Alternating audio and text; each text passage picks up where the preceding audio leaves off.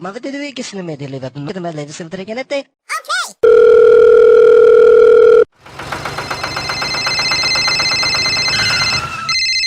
Hey down there! Help me, please. Yeah. Okay.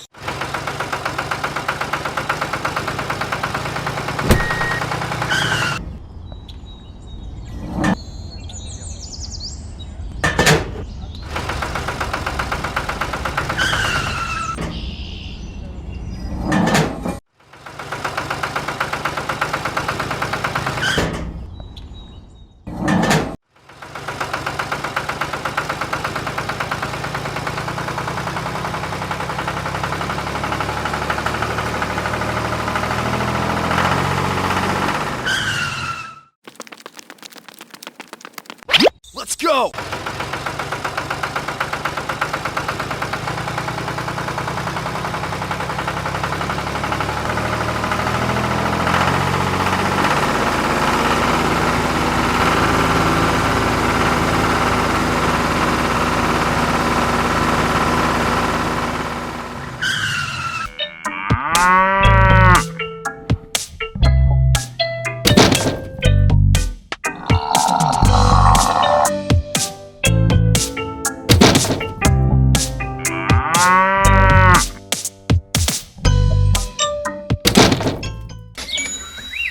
Thank you. Go!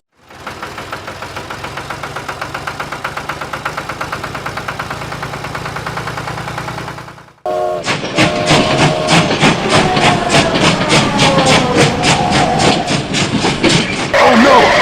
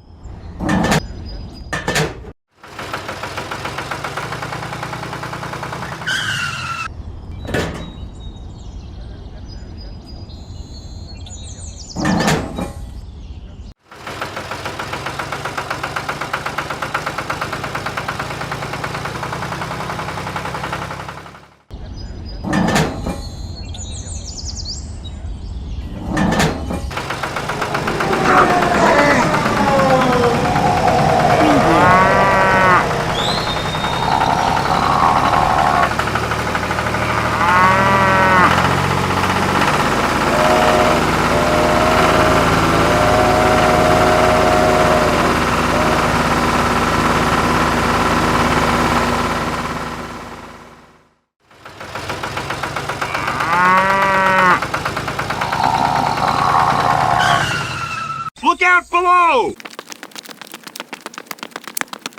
Right, you!